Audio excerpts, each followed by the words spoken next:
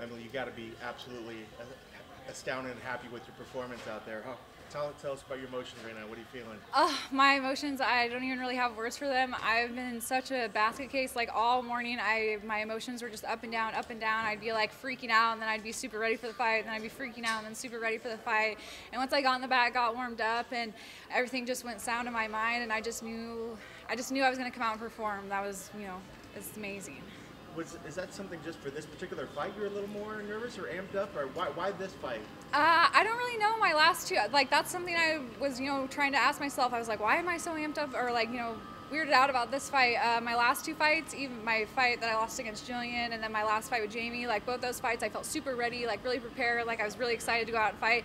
And this one, I was like freaking out all day, and then once I got to the arena, I was excited to go out and fight, but it was just, getting to that point. So I don't know, everything's different, every fight's different, and I think maybe my injury on my last sparring day kind of played a part into that. I don't really know, but the fact that I was able to feel that and then still come out and do this is just incredible. Talking about the fight itself, it seemed like she sort of made a mistake when she stood up, right? She almost presented her back to you. Yeah. Do you feel the same? Yeah, a little bit. She was a little bit more scrambly on the ground than I was expecting. I knew she was going to come out and be strong, and, I definitely felt that. And when I saw her get up, I was like, there ain't no way I'm giving up that takedown, and, just hopped on and got the choke. When you win a fight like that, you didn't take any damage really. Is that just the cherry on top, right? You can come out and be like, oh, I can get right back in there. Like, what's that like, to win but win without getting touched? Really? There's really no feeling to describe it. There's no words to describe it unless you felt it yourself. That's one of the insane things about fighting is there's so many emotions that we feel that you can't explain that. There's no word to ping that emotion. So unless you've done it, you can't really describe it. It's one of the most amazing feelings in the entire world. It's a feeling unto itself, right? Yeah, it needs its own name and its own category. Give us a name. Think of one. I don't think I can think of one off the top of my head. It might sound really dumb, but yeah, it's amazing.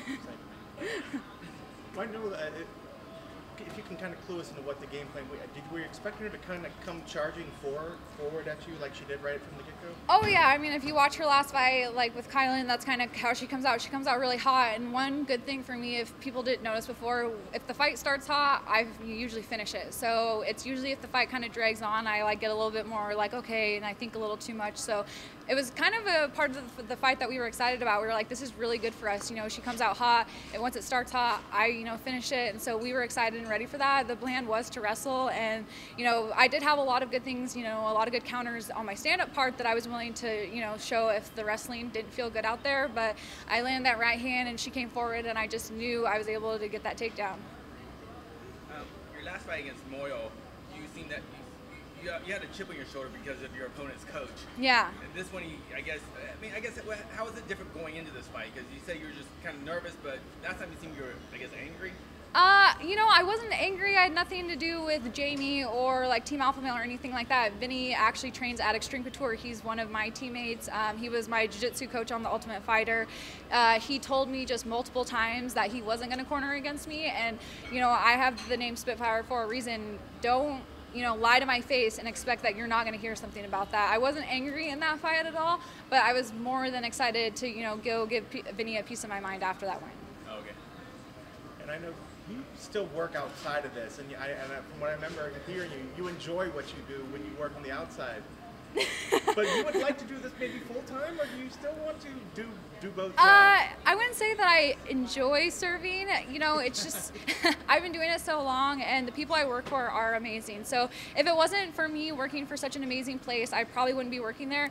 The customers are hard to deal with. There's cigarette smoke in there. It's it's kind of not the funnest environment to be in. But the fact that my coworkers are so awesome, and I can go in there on any given night and make a couple $100, it's it's kind of hard to leave. And I don't really actually have any designated shifts. When the football was on, we're a Patriots bar. I was working all the Patriots games, but I just pick up shifts whenever the girls want a day off, if I can help.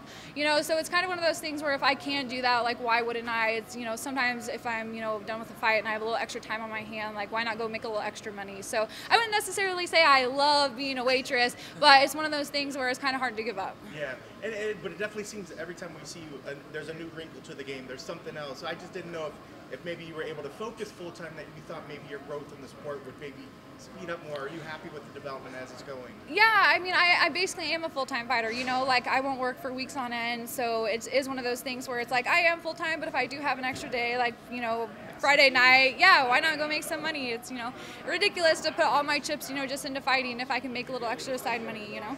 Has anyone ever recognized you? No, because it's kind of a lot of old people go in there. A lot of the customers do know I fight, and they'll ask the girls if they haven't seen me for a while, like, oh, how's Emily doing? And, you know, a lot of the customers already know I'm a fighter, so they just think that's cool, but no one's ever actually, like, went in and been like, OMG, you're the, you know, the UFC chick or anything like that. Was your fight playing at the bar? I mean, at your restaurant right now? I don't think so, because it was on the app, but I'm sure if I would have been on ESPN, they definitely would have had it. Yeah, they would have had it on. Oh, I guess they did have it on. Fire sticks on all of them. They put Fire Sticks on all the TVs. So, yeah, one good thing, the bar manager, Reggie, he's very techie. So I think they actually had my last fight from Fight Pass on there, too. So they were able to get it worked out.